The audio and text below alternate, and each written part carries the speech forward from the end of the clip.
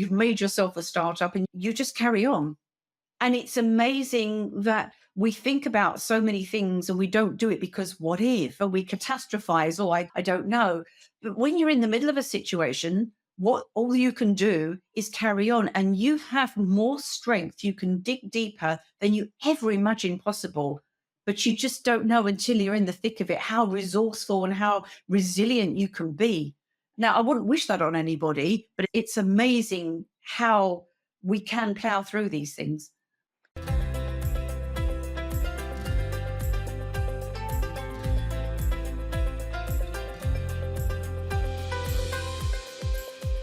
Hello and welcome back to Age of Reinvention, the podcast where we dive deep into stories of transformation, resilience, and freedom in the second half of life.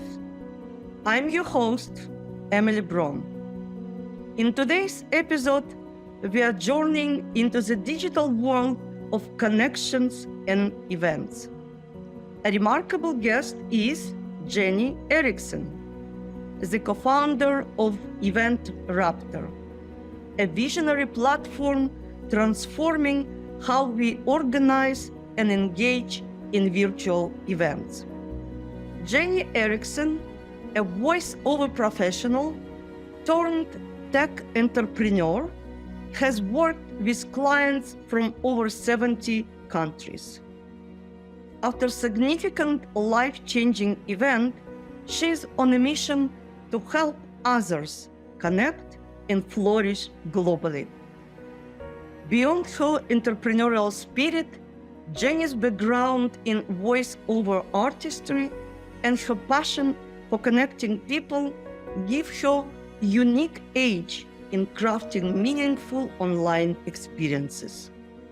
Today, she is here to share how she is weaving her talents into her mission and inspiring others to redefine their careers' pathways at midlife.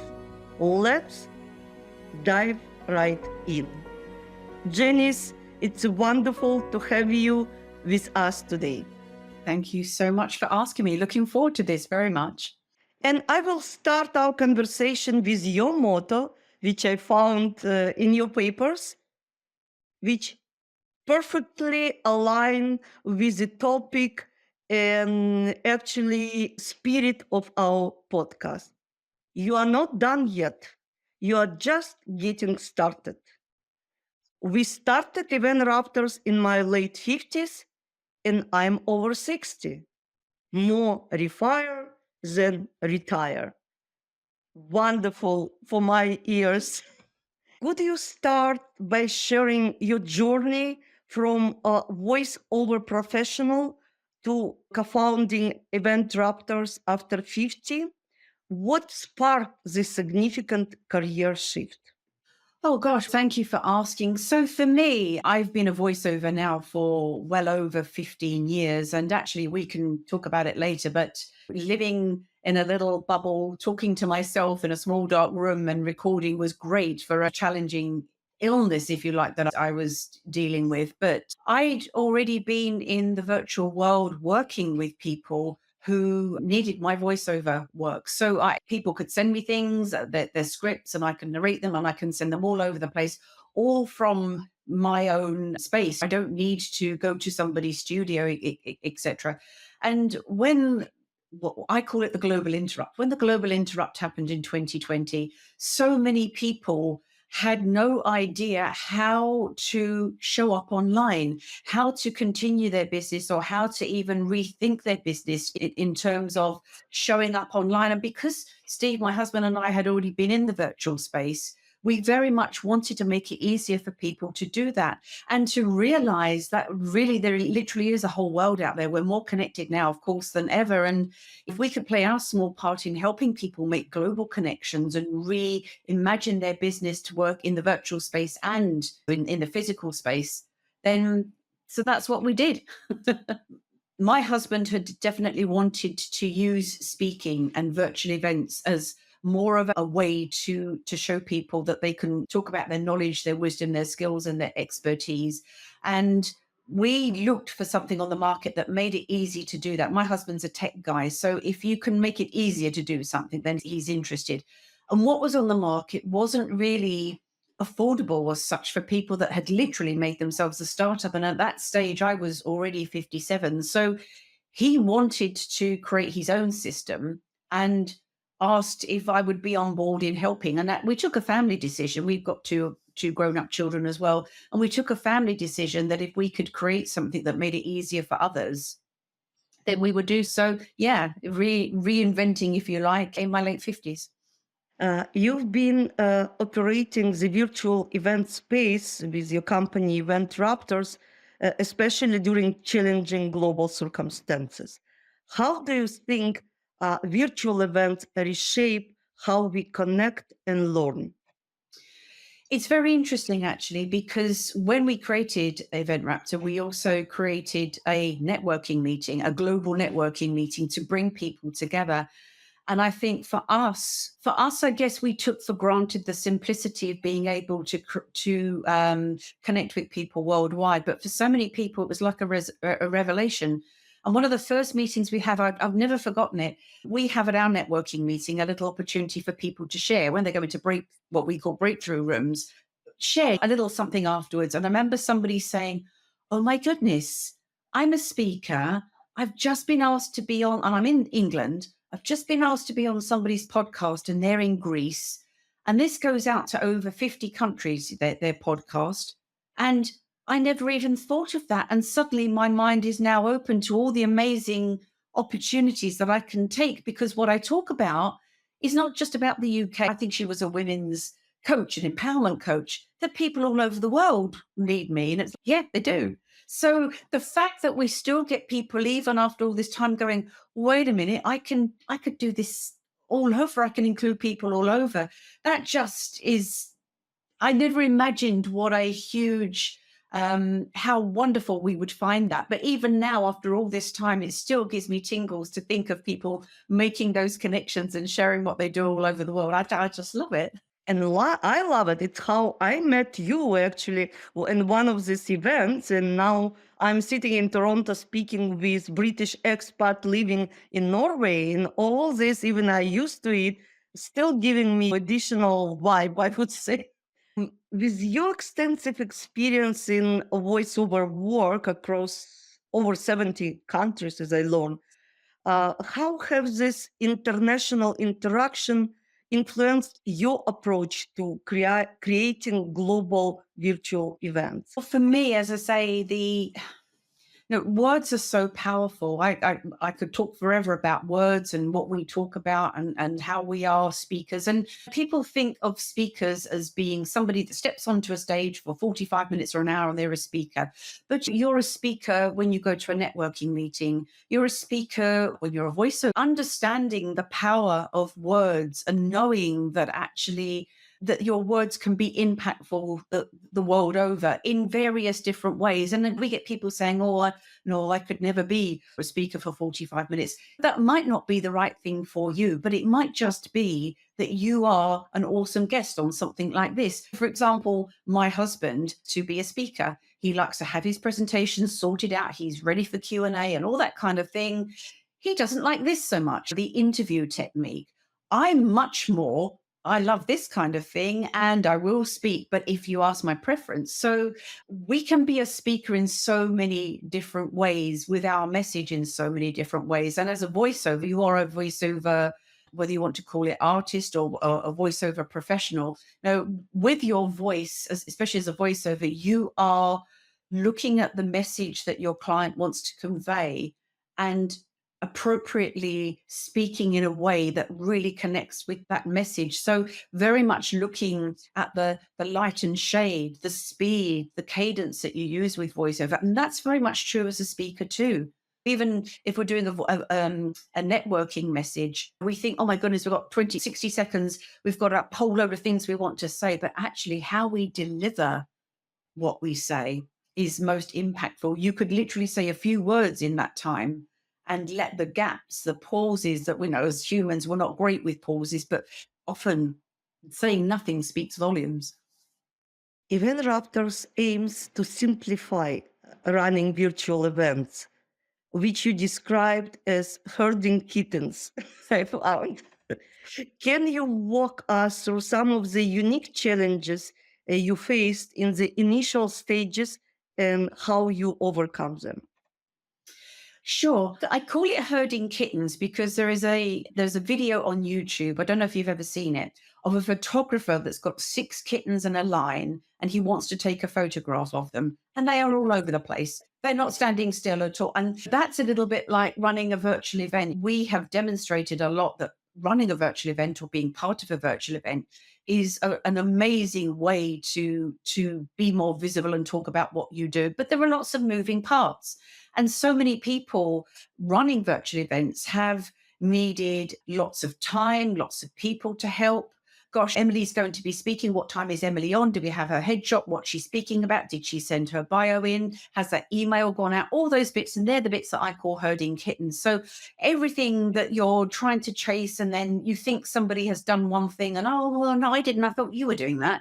So Steve created the system so everything could be created in one place. So you can literally see, yes, that's gone out. We've got Emily's bio in. That's great. She's speaking at 1:15 or whatever. So we just wanted to simplify it because so many people will use something as a stumbling block, as a barrier. I would like to, but it's an awful lot of work. I would like to, but so we wanted to not only make it easier for people running their own events, but also people that were participating in virtual events. For example, if you speak at certainly an EventRaptor event or one that is created on our system, it should be easy peasy. You select your topic, you select what you're talking about. You've got the ebb and flow between the organizer and it's job done. There's no ambiguity. And you're not, oh, did you get that email? Or I didn't get that email.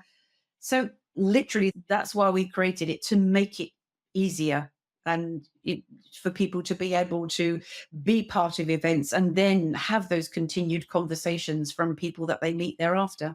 Thank you. Your passions for networking and community building are evident. How does your company facilitate this for speakers and event organizers? As mentioned, we when we run virtual events, we always talk to people about speakers bringing along a little gift or having a little VIP option. And the very first summit that we run, called Own Your Stage, which we run twice a year, is all about the specificity of speaking, how you use speaking in your business. So we might have speakers that talk about how to share your story, what tech you might use. Are you considering maybe a TEDx talk or whatever? And so we had to consider, after Steve had spoken at that event, what might our VIP gift be? So we thought, let's have a bit of a networking meeting, because I love I've been passionate about network for nearly 3 decades. And so we created what we called a bit of a networking meeting. All of you who've got the VIP upgrade, let's have a bit of a networking meeting. The speakers can come along and let's talk about how we can help you find more places to speak.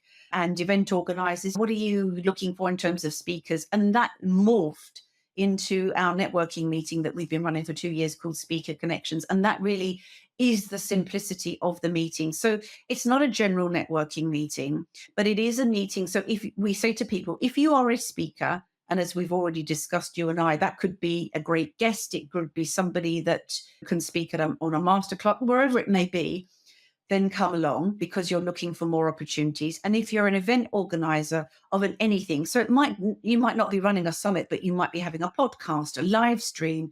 You might want somebody to do a talk at your local community center, then come along. And in the spirit of community, which is super, super important to me, let's help speakers find more places to speak.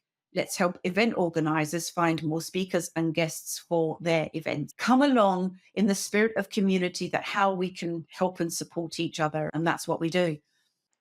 Excellent. I like it. You mentioned the phrase more refire than retire in your bio. Can you expand, elaborate on what this motto means to you personally and professionally as you navigated to founding a tech startup in your late 50s? I think for any of us, we very much get caught up in how we do things or how we are perceived to do things at a certain age. Even now, we have people, they go out with each other and there's, when are you going to get engaged? When are you going to get married? When are you going to have children? When are you going to do this? When are you going to go to university? And I think more than ever, that's not linear. And for any of us, especially with, as I mentioned, the global interrupt in 2020, where we questioned what was going to happen, how long might this be? We lost people, or not only did we lose people personally, people lost their businesses.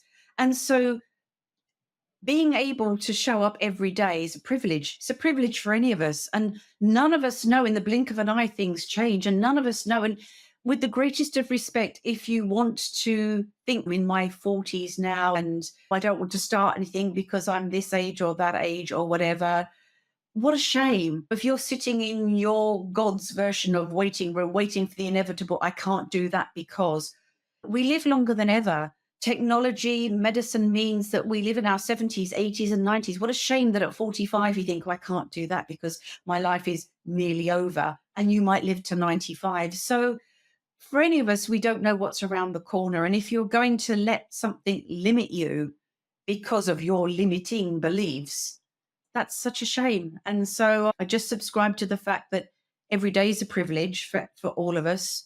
So many of us don't get another day. And what an amazing opportunity to make connections and do different things and see where it goes. Beautifully spoken. And I believe I fully agree with you that now, even in our 50s and 60s, we still have 30 years of active life ahead of us if we take care about our body and mind, and actually doing some new activities, being active and passionate with what you're doing.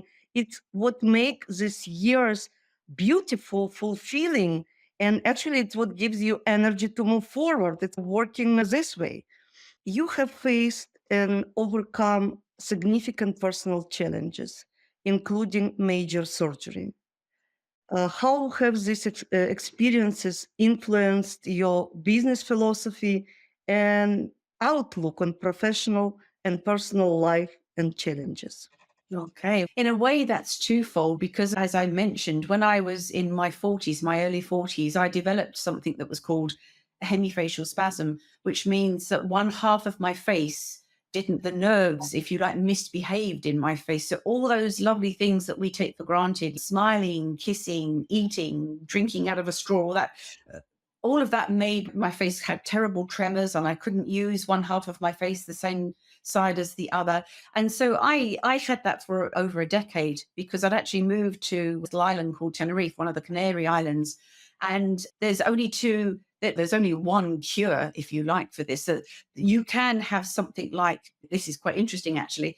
You can have Botox for it because people think of Botox as being a beauty treatment, but actual fact, Botox is used for an awful lot of situations. For example, Medical procedure. It's medical procedure. yeah, exactly. Dystonia, excessive sweating, people use it. So I had that as an option. Or another option is actually to have brain surgery.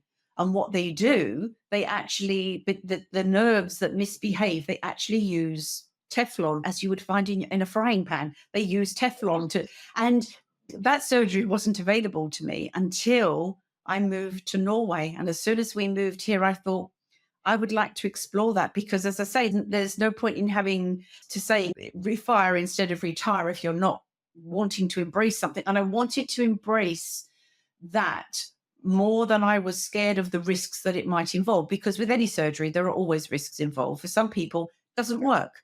Some people makes them worse. And actually, when I had the surgery in the first instance, I was about 50, 60% better. And initially, I felt a little disappointed because I thought, wouldn't it be lovely the gratitude for being that much more improved was wonderful. And then I improved still further. So as time went on, I improved still further. But what happened, if you like, and this is very interesting. Fast forward to today, people say, oh, Jennie Eriksen, it's all right for you. You're super confident and you're an extrovert. I'm an introvert. It's all right for you because you can smile and do all the things. Had to learn it. So literally, when I had the surgery, I had to learn to do all those things again that we take for granted.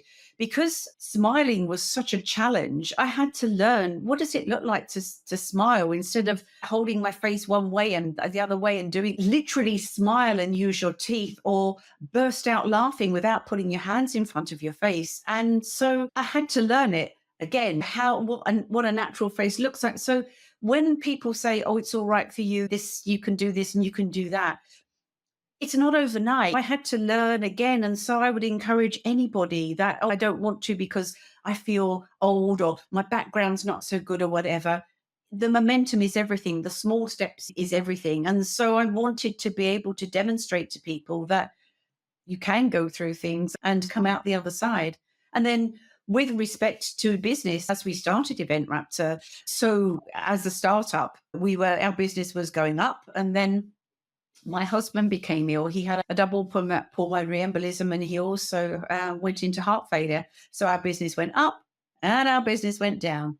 And what can you do?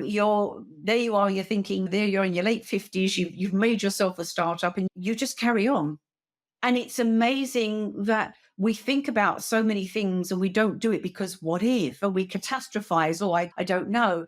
But when you're in the middle of a situation, what all you can do is carry on, and you have more strength. You can dig deeper than you ever imagined possible. But you just don't know until you're in the thick of it how resourceful and how resilient you can be. Now, I wouldn't wish that on anybody, but it's amazing how we can plow through these things.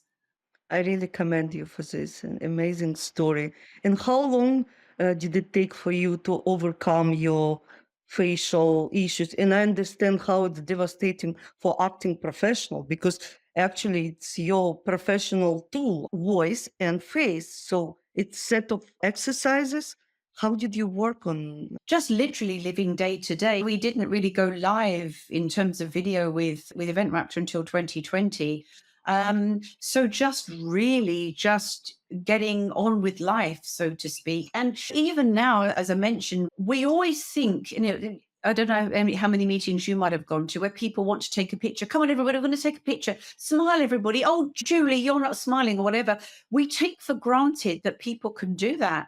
And sometimes people can't because of medical issues. Sometimes people's lives are really challenging, and to try and find a smile. But I had to unlearn some of my behaviors in order to show up just like this. As I mentioned, even things like propping my face up. And even now, when I laugh, my hand, this is 2016, I had surgery, and it's 2024 now as we're recording. I still put my hand up in front of my face. And I have to almost fight myself. If I'm laughing, really throwing my head back and laughing, my hand automatically comes up, and I almost have to bring it down because I learned to protect myself. You do that. You navigate a way around as showing up as what people perceive as normal. And unfortunately, people with the best of intentions say things that they think is well-meaning. Oh, cheer up, love. We're British people. Cheer up, love. It might never happen. That basically means, oh, come on, smile. Or, oh, who upset you today? Or things like bright lights, for example, would trigger me. And I remember one time we'd gone out for the day, and we took the children out for hamburger and fries in the evening, and to this lovely restaurant, and it had fluorescent lights. And I walked in and my face went bananas because the lights was making it happen. And the man at the door said to me in the loudest voice, "Oh my goodness, what's wrong with you?" And it was like everybody, they didn't, but it felt like everybody had put their knives and forks down and were looking at me. And I just wanted to just die on the spot. But you get used to people not making comments in the end, and living your life and not looking in the mirror and thinking, how do I balance myself today? And for that, I can't tell you how grateful I am for that. I'm hugely privileged. So why wouldn't I want to embrace life, having almost lived half a facial life for over a decade? So, to me, it was obvious. I sincerely can say that your smile is wonderful and natural, and I'm looking at your like illuminating face and energy aura which is coming off. So I understand how it was hard for you, and really to overcome such challenges. You have a lot of things to share, even inside you. Yes. And can you share a memorable moment or event that solidified your love and commitment to hosting and managing networking events? And actually, what kind of people you attract or target with your networking? Now I'm curious. As mentioned, both Steve and I are introverts. He's quieter than me. I'm what you call a situational extrovert. So when I'm on, people say, "Oh, how can you be an introvert? You're so noisy." And I can be noisy at times. I'm not shy. I'm just an introvert. So after you and I have had our chat, I'm going to go off and I'll grab my tea and I will be quiet because I've used my energy up in terms of chatting to you. And so when I have a meeting later on, I want to be right back energy wise in terms for my next meeting. And we very much wanted to come from a gentler place with our meetings. And in fact, we do. So many people have lost money to people that talk a big game. I call them table thumpers. Oh, join my program. It's this, and you'll get this. And we get caught up in things for 3 days. And then in the cold light of day, people have spent money because they feel they've been coerced or they've got caught up in the effect of, well, somebody else has bought it and I'm going to buy it. And we very much, especially as people in our 50s, even though Steve's 4 years younger than me, as people in our 50s, we just wanted to come from a place of authenticity. And I know it's an overused word. People, oh my goodness, if I hear the word authentic one more time. But when you try to show up as something that is not you, then be sure your body will let you down. What comes out of your mouth is one thing, but your eyes and your body language will convey another. So if Steve and I try to thump tables and coerce people into things, be sure my body language will my shoulders will end up round my ears. So by creating a place where we would feel a sense of belonging and acceptance, our shoulders are where they're supposed to be, and we are as we would wish to be. And with respect, we might not be the right place for you. You might find our place too gentle, too heart-centered, too whatever you might, and that's okay because I believe in community. So if somebody was to say to me, "Oh, your networking meetings are great, but I need more arm waving or whatever," then I would be very happy to introduce them to somebody I know does that more of that kind of thing. But the lovely thing that we have found is how many people, it's twofold actually, how many people help each other and how much we get the feedback on that. People go, I came to your meeting and I just met somebody and they've introduced me to this, so we're going to talk about that. And I've booked 4 podcasts or whatever it may be. But also through to people saying, I feel a real sense of belonging. I feel heard. I feel seen. I feel, because I talk about something that's perhaps a little out there that people are, oh, don't be silly. Nobody wants to hear that. Let's hear more. And that to me means everything.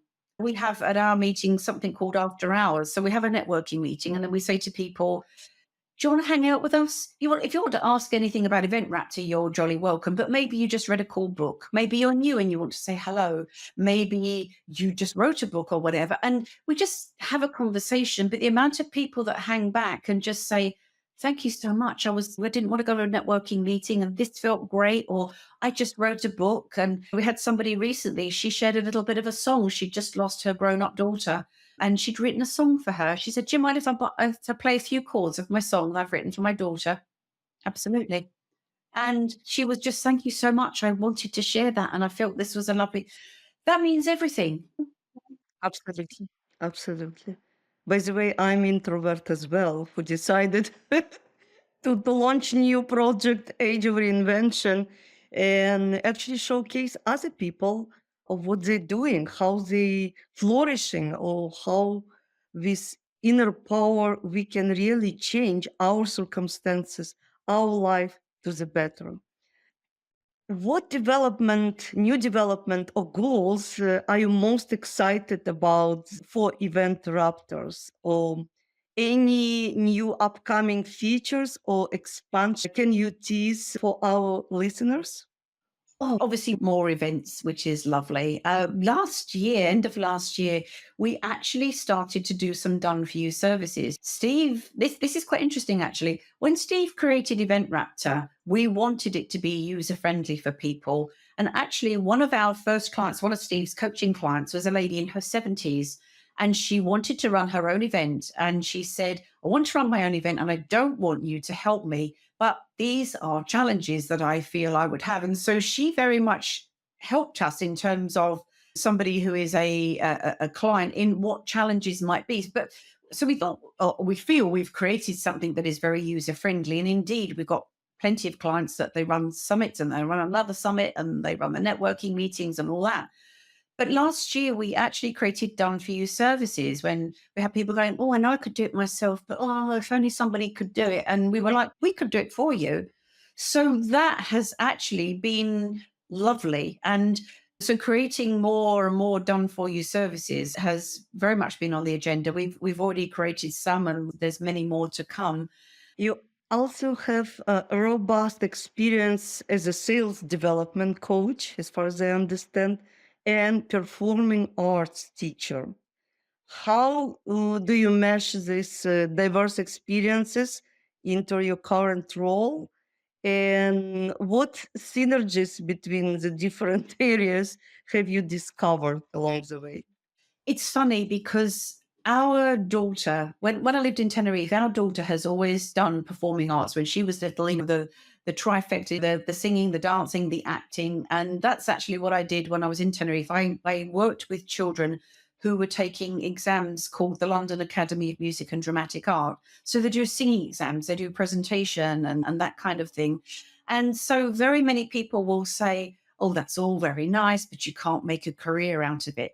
And for a lot of people, that's true. You try to get an acting part in the West End of London or an acting part is on a film or a TV show. It's very competitive. But what those skills teach you is actually how to present, how to hold yourself, how to speak, how to be eloquent, how to enunciate. So you might never be on the television in a show, but you might, in a firm of accountants, be asked to make a presentation in front of 200 people. And those skills will give you a head start in being able to do that. So fast forward to today, our daughter is a scientist. She's actually a biologist. And she's going to be doing from next year, her PhD. And she was asked to be part of an event with academics a few months ago. And academics can be very highbrow and it can be a little bit technical and that kind of thing. And there were a whole lot of students that had come in to hear. So a whole load of young students had come in and she was asked if she would do a presentation. And she did her presentation in the way that worked for her, in a way that she felt was entertaining, engaging, using an awful lot of the principles that she'd learned in performing arts. And afterwards, she had a whole load of young people coming. I loved your presentation. It was so cool. And I love the fact that you made it exciting. And sometimes when you're doing things like a degree, you've got to go through some challenging stuff and research and stuff. But she had made it interesting. So she'd been able to bring something that was perhaps a little bit dry and dusty and could be a bit boring. She'd made it interesting. She'd inspired other people. She sent us actually a little footage of somebody that had filmed her doing it. And it was indeed wonderful to see. So I think that these are never lost skills. These are skills that you can use throughout. And whether you're in a sales capacity or performing arts, whatever, if you think of this as a conversation, because indeed it is a conversation, you are using your voice and at the end of the day, you are articulating to people. And if you're in a sales capacity, people will buy your products or services or they won't. But how you project yourself, how you talk about what it is you do or what it is you have is super important. So anything you can learn along the way, even right from being young, it's all helpful. It's not a lost skill set that you're never going to use again. Thanks for your advices and thoughts. And just listening to you, I briefly see the geography of movement or relocation for your family. And so I understand you are a British family who relocated to Tenerife. Now you in Oslo, Norway, and probably it's not last stop in your family plans and journey. Can you a little bit elaborate what actually push your relocation plans to the different areas? We lived in England, first of all. My husband is actually Norwegian. So we actually met in England in the first instance. And we got to the stage where we actually had, so we've always, our work has always been working with clients in terms of words. We actually had a local magazine in England. So we helped people that were local businesses, small businesses who wanted to be in our community magazine because they wanted to get more business. So we haven't really gone very far away from what we do. So what we did at that time was created adverts that people would read and find compelling. So rather than I'm just a hairdresser, putting features and interest in adverts. And we had a growing family. We had our two children, and that just took up absolutely everything. It took up every waking hour of everything we did. We had 9,000 magazines. We delivered them all ourselves. We created all the adverts. We did the whole thing. And I think we just got to the stage where we'd finished delivering the last magazine, and then it's almost like have a cup of tea and then off we go again. And it just felt too much. So we moved to Tenerife to do something different, to have a lifestyle change, if you like, and actually be able to spend more time with our children. So that was a bit of a hiatus that we took. And our son had always wanted to study in the US. In actual fact, we thought both our children would probably want to do that. But because my husband is Norwegian and our children are half Norwegian, half English, he was able to take advantage of Norwegian state support, the Norwegian loan, the student loan that they give you, but only if we lived here and only if he took the appropriate certification in terms of being able to speak Norwegian and all the things that you needed to do. So, if you like, we were strategic parents. We moved to facilitate him doing that. And in actual fact, that's what he did. So, our son went off to the US. He studied in Michigan and worked in the US. And our daughter, when it came time for her to go to university, she went to Australia.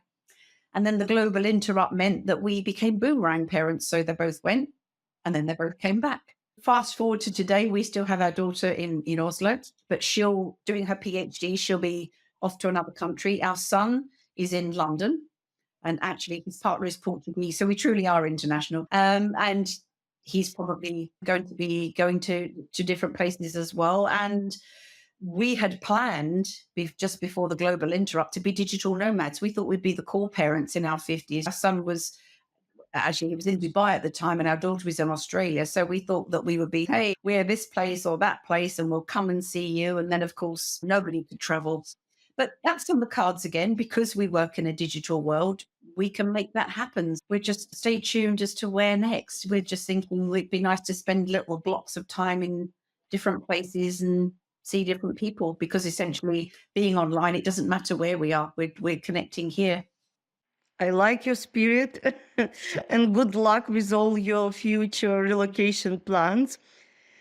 And reflecting on your career journey, your life journey, what insight can you share for the people in midlife about reinventing oneself and staying relevant in the rapidly evolving industries of our times? Sure. It's where my you're not done yet, you're just getting started comes from.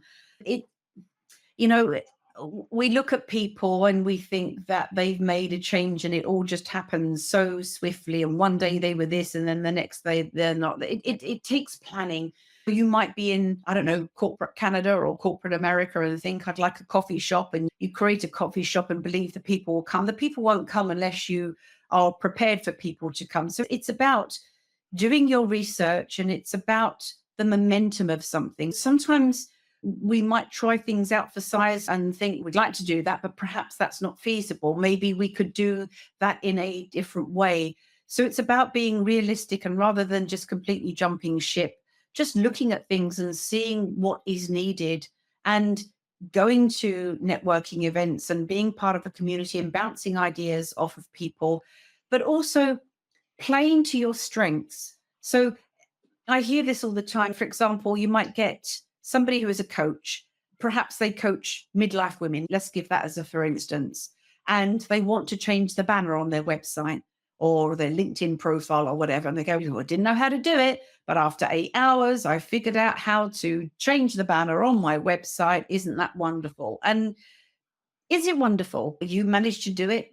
And that's great. If your expertise as a women's empowerment coach, how much better would it have been to have paid somebody to spend 15 minutes or 20 minutes who's an expert in that, changing your banner on your WordPress website while you did what you do best, which is to work with midlife women or whatever it is you do. So there are some things that we need to learn, but really look at what you truly need to learn versus what you can outsource. And, the first thing that people will say, that's going to cost me a fortune.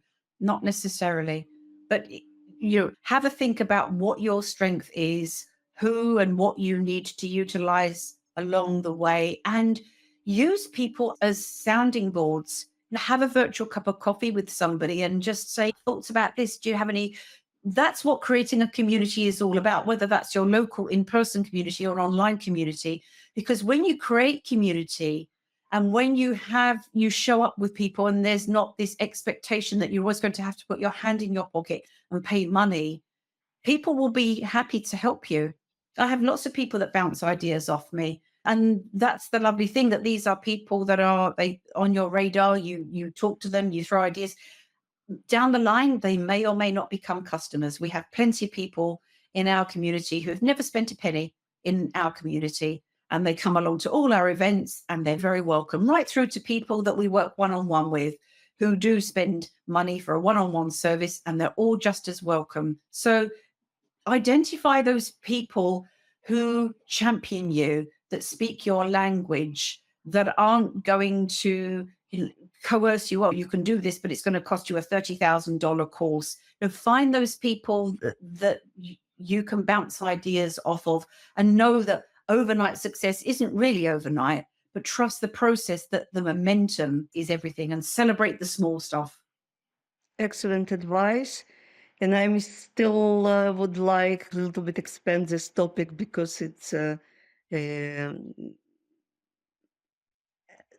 main channel and idea of Age of Reinvention to inspire more and more people for the jump, for the change.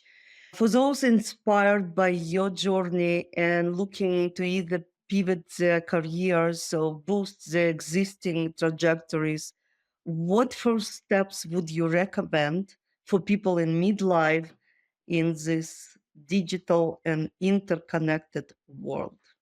Gosh, if you're wanting to change things, know that these things are not overnight. And it's about joining a community or being part of communities where you feel that there is a sense of belonging. We could go to mastermind or be part of masterminds or networking events 7 days a week if we chose to. There's all sorts of, we're doing a 5-day challenge, we're doing this or doing that.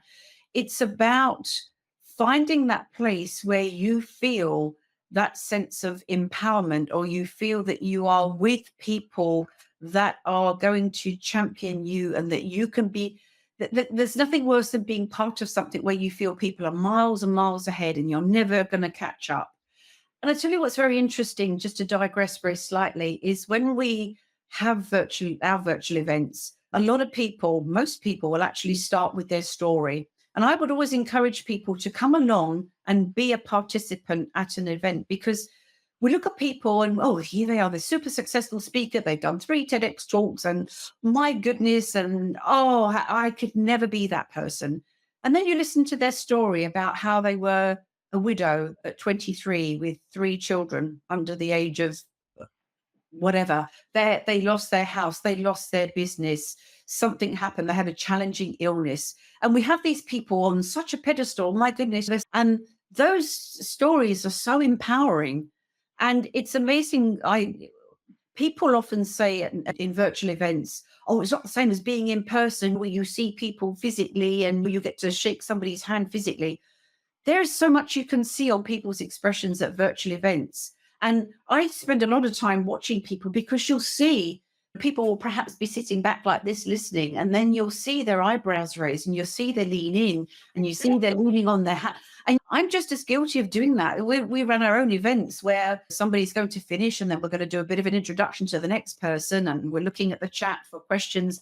And I'm so engaged in somebody's story and I'm so inspired by something they say. And I'm thinking, oh, goodness, I need to check the chat for some questions, because we've thought of these people in one way and then we've seen them in another way. And that's been, to be a part of their journey or to hear their journey is such a privilege. And I know it inspires people. We've had so many people go, I think I might give that a little try. I might reach out and connect with them. And the nice thing is that when we have speakers at our events, so many of them are just like you and I. They're not lofty people. They'll go, yes, of course, I'll have a virtual cup of tea with you and I can give you some pointers and this might be an idea for you. So find those people and gather information and figure out what might be what you may or may not need to invest in.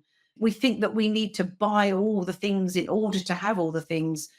Not necessarily. We just need, in the first instance, to be amongst like-minded people or people that champion us. So find your virtual family, and often your virtual family are the people that will champion you, because we get caught up in our blood family. Oh no, you don't want to be doing that at this age, and you'll know you don't want to be doing that, and oh my goodness. And find, as much as that can be said, then true, your own blood relatives, your husband, wife, whatever, may be championing you, but find that sense of belonging and empowerment and ask questions along the way and acknowledge those people that have taken time out. Now, there's lovelier than if somebody has taken time out. Just say, I'd like to say thank you. I just spent some time with this person and they gave me some ideas and I want to acknowledge that they've been such a help to me. We love that. It's so powerful for somebody to acknowledge that you've given them some help or support along the way.